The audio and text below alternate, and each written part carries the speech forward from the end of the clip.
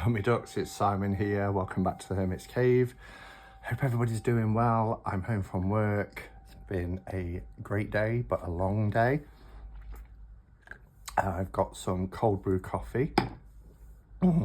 Just needed. And I'm here because I haven't done an introduction for this video. I just wanted to dive in. These are two extra decks that I picked up that I ordered from Il Meneghello, and I'm really thrilled. Oh, we have a different cover box. Okay, I'll explain this in a second. I'm thrilled that they've arrived because one thing I will criticize Il Meneghello for is their customer service or lack of. Wonderful products, you know, there's a whole history there, you know, going back years, decades with this company, this business, and they restore, faithfully restore, I should say as well, historical decks, and some that's not so historical, but yeah, there's even, you know, the Le Court, which is a beloved deck of theirs. It's from the 1990s, so not that long ago. Anyway, as you know, I love, and it was in my #1 spot for when I did my top 3 of 3. I talked about the Vacchetta and how much I adore this deck. And I think I also mentioned in Cup of Catchman Cards the other night that the more I use this deck, the more lovely the card stock becomes. It's very soft and buttery. Their card stock is wonderful. It loses its stiffness. I did corner edge it, a very small corner edge on this because they are quite sharp, and yeah, it becomes light and fluffy, an absolute dream to shuffle. As you can see here, any markings on the cards, you know, these are handmade decks, so there will be imperfections, but I really, you know, I don't mind that. So because it's had quite a bit of use and quite a bit of wear and tear, I think you'll see that one card in particular is a little bit dinged up. I thought, you know, how many years will I have this deck? I ought to get a backup. So this is the original one, and as you can see, it says D. Giovanni Vacchetta in Newbie. And then we have this one here, which is the same, but I've just noticed it's gone with the World card rather than the Magician card, which is interesting. Now they are limited editions of each kind of type, so that might be another reason why they change things up a bit. So this one I've had for about 5-6 years, maybe a little bit longer, and it's 2001. And it was 1264 of 1500 copies, so it was getting quite close to that number anyway of this version. So we'll have a look at this one, and then we'll go on to the other deck that I picked up while I was there. So yeah, in terms of, I went down a rabbit hole there, didn't I? In terms of their customer service, so I bought this backup and I bought an additional deck. I thought I'll make it worth the while of postage, etc. I'll get one that I've wanted for a while. And it checked out and the money went out my account. It was bang on £100 with shipping as well, which wasn't too bad for 2 decks plus shipping from Italy. And then I never got any sort of acknowledgement or dispatch notice. So I went back in a couple of hours later and it was showing both decks still in my basket, even though the money had gone out. So I emailed them. There is an email, And I remember emailing them once before when I had a missing card and they never responded. And I had to go through another company, Tarot BG, to try and sort it out for me, which they did. So I sent an email just saying, you know, I've ordered these decks. Here's the, you know, the statement from my account. As you'll see, it's been paid to you.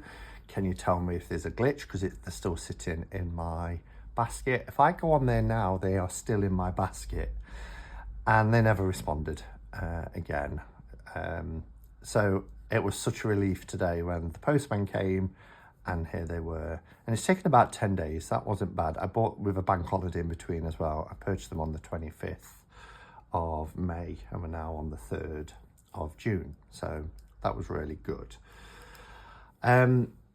Yeah, so I do think, you know, and I know perhaps English might not be, but we have things now like Google Translate. So anyway,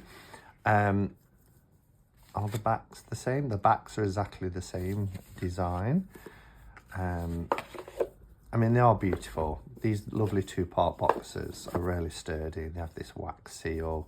So the font has changed in terms of because at the bottom, they always have the deck, the name of the deck. So it's shrink wrapped. Let's open that up. Do I need to bring the camera down yet? I might as well, hadn't I? Let's do that now. Okay, hopefully that's okay. So yeah, let's take this off. Oh, the cardstock is just so dreamy. It is so light. It's beautiful. So this time we have the title card is different. It was a little bit thicker as well. I'm not going to compare it against this one because this is light and fluffy now. So, oh, it is. It is. It's a little bit thicker cardstock. That's interesting. So yeah, we get a little bit more information here. Again, I've got an app for Google Translate, but this just says Newbie, di Giovanni Vacchetta, 1893. It's actually it's pinpointed it to a year of 1893, because here it would say between 1863 and 1940, and now it's saying 1893. And this one is number 373 of 2000. Everything else pretty much looks the same. As I said, the cardstock is the same beautiful matte cardstock, and these colours are glorious in this deck. I'm going to go to the judgment card because that's the one that's on top here, so we can do a bit of a comparison to see if there's any kind of colour saturation difference or anything like that. But it's such a beautiful deck. There's my beloved Hermit card. Yeah, absolutely gorgeous. It's still, and nothing always will be, my hands down favourite pip deck.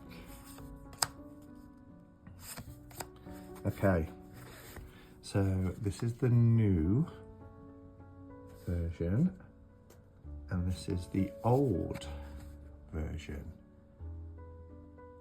I think it's pretty, I mean, there might be a little bit, looking at the skin tone here, it might be a little bit more saturated. Do you see at the bottom? Particularly, this is a little bit more pinky. But other than that, it's pretty much bang on. Yeah, so I won't show all of this deck because, you know, I've got a walkthrough of it already, and everybody has seen this deck. I'll just, oh, it's so beautiful. And Il Meneghello, just wonderful.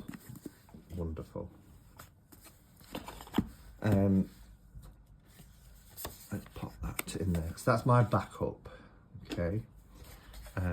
Oh, about to put the wrong wrongly done. I've actually put it in the wrong box as well, the wrong base, but a base is a base. So that's the little slip they put in, say the item is crafted by hand, so any imperfections or variations are due to its workmanship and not to be considered as defects. And you have to kind of accept that with handmade decks, so I don't have an issue at all with that. So my backup, and this is my original. So while I was there, this deck I've had my eye on for a while. Sandra has it actually over at Spirit of Avalon, and I'd forgotten she'd got it. And when she was here, I was saying about, oh, I'm thinking of getting this deck from Il Meneghello. She says, well, I've got it, and I was like, have you? And I'd actually commented, I believe, on her video. Or did I go and comment when she said that? But anyway, I'd seen it. And I just think it's really unusual. It's not an historic deck in as much as, you know, going back to the 18th, 19th century decks. But this is Ferdinando Crippa, 1978. 1978, I was 7 and turned 8 later in the year. And it's El Taroki, I Taroki, E Taroki. I never know if you say E for the I, like I know you do in Japan. This isn't Japan. But anyway, I don't know if it's I Taroki or E Taroki, but Taroki, and it's by Ferdinando Crippa. And you can see an illustration here at the style of the deck. I can't imagine it would be a lot of people's cup of tea. I'll explain why when I get there. But if you like the Gill Tarot, in as much as the pips just have like the number, then you might like this. So this tells you a little bit about Ferdinando Crippa. Oh, he only passed away in 2014, 1943. Wasn't that old then. Again, I think that's going to be in Italian. I don't know if there's an English. Yes, there is. There's an English translation here. My brother Ferdinando, or Nando to me, and to everyone who loved him, had a natural inclination for drawing, a trait that runs in the family. And that's by Giuliano Crippa, his brother, in 2016. So I'll have a little read of that afterwards. Let's take the band off. So these have a paper band around them. I really love the backs. The backs have this kind of gold colour, and they're plain, but they've got a mottled effect. But that's really nice. I'm wondering whether I've never edged an Il Meneghello deck, and I don't know if that sort of paper that they use would take that well to it. Not sure why I've got 2 of them, but anyway, they could be classed as jokers, are they? I'm going to put the deck in, I don't know if it's in any order. It doesn't look to be in any order. So I'm going to put them in order and I'll be back. Okay. So that really challenged me. Because it's such an unusual, there is an extra card as well, an extra wheel card. So I'll just keep that to one side for now. Lovely chunky deck. Because there's no titles, I was like, now I had to look really closely. Is that a king of one of the courts, or is that the emperor? And then when I got to the, because they were all over the place, and they were, lots were upside down, and I got this and I was like, what is that? What is it? I could see a table, and I realised it was upside down. It's the Chariot card. So anyway, they're all in order. I've had a sneak peek, so it's not in this occasion a straight up first impressions, but they are a small card size. So I've got a standard tarot deck size here. So you'll see that they're smaller and narrower. So quite a small size, but it is a thick cardstock, so it's a chunky little deck. Anyway, yeah, I just love it. There's a certain charm to this deck, and as you can see, there's no numbers, no titles, so I wouldn't recommend this as somebody's first deck, but as somebody that loves decks, historical decks, even if it's only 50, almost 50 years ago, it's still great and of its time. There is a particular art style. Sandra referred to it as King Rollo, reminded her of a children's. Sandra's a few years younger than me, and I wasn't that familiar with it, but I did go and check out who King Rollo was, and I could see where she was coming from with this. But I really like the very basic line work, and it's just got this certain charm that I just adore as soon as I saw it. So here's our magician. His tools are a little bit more modern for the time. Our high priestess, the empress, emperor. Make sure there's lots of light. Here's our hierophant. He was easy to place with his little staff. So yeah, our hierophant card. Then we have our lovers with a little cupid there.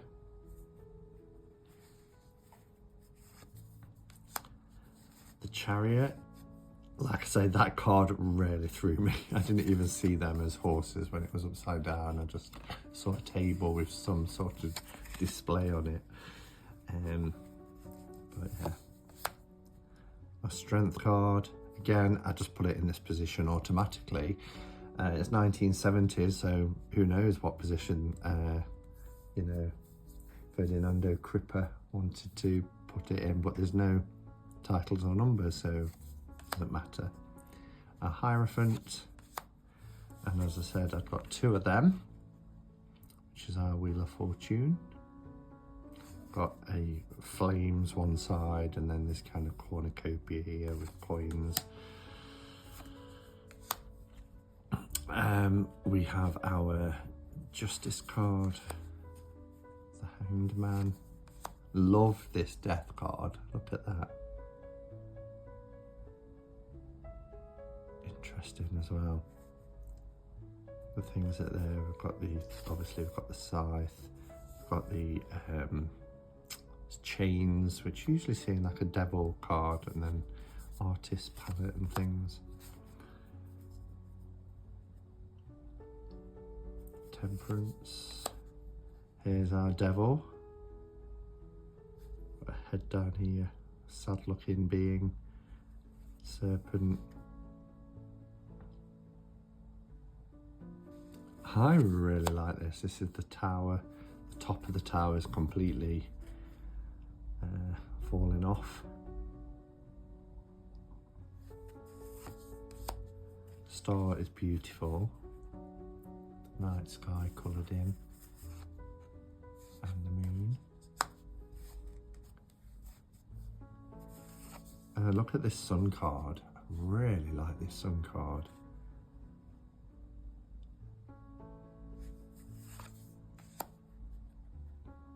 He's praying.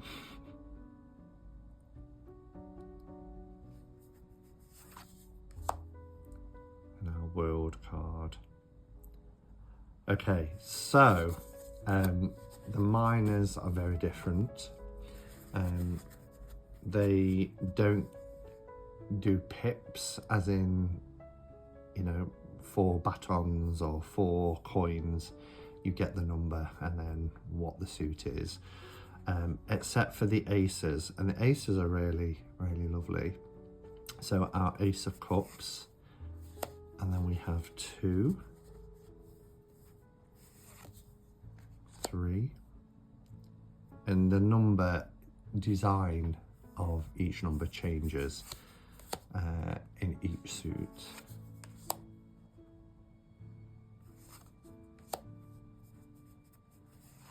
As does the design of the cup.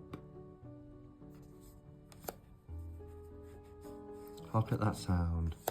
It's just so beautiful.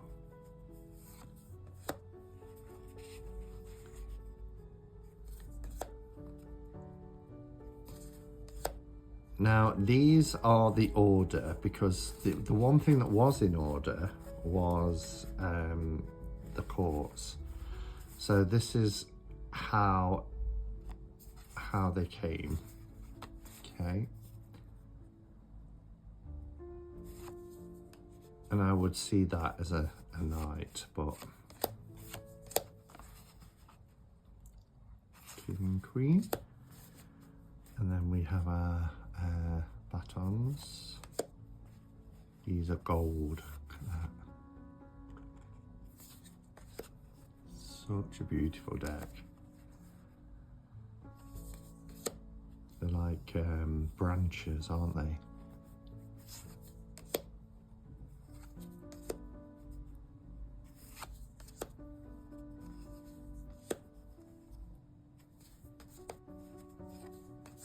Again, Cavaliers at the, maybe they weren't in order, but this is the order they came in, but that's clearly page and knight, queen and king.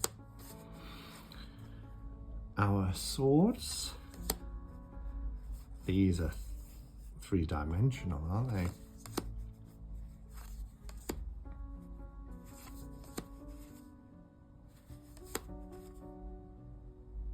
I do love this use of gold. It's a matte gold paint that they're using, and it really, it's the same as the backs. It's really gorgeous. Gives it a really nice, rich quality.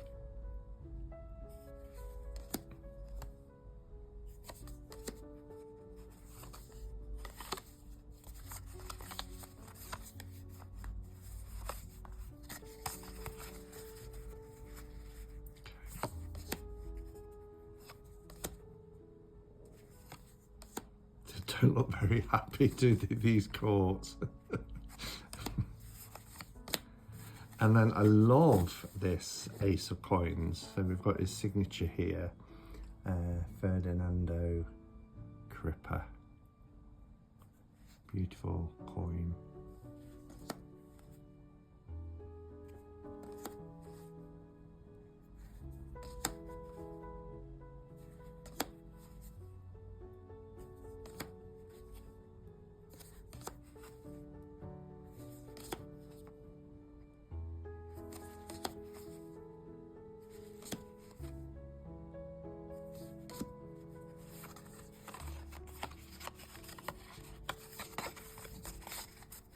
I wonder why they put the knights first.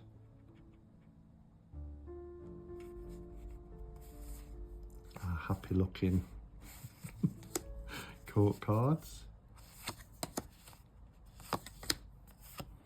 There we are. So yeah, I love it, and I love unusual decks as well. You know, I've got hundreds and hundreds of tarot decks that are similar, so every time something unique comes along, I like this art style. It's very, very different. I was just reading a little bit more of the leaflet, and his brother was saying that you know, he taught in art colleges and things like that, and did commission pieces. He was an interior designer as well as an artist and teacher and everything else. But his brother said because he had such a love of playing cards that Nando, as he called him, created this deck for him, which was a lovely thing to do. And even though it follows a tradition, it's innovative in its own style. So that's why this deck came about, and thanks to his brother, and to Il Meneghello, we can appreciate it and enjoy it as well.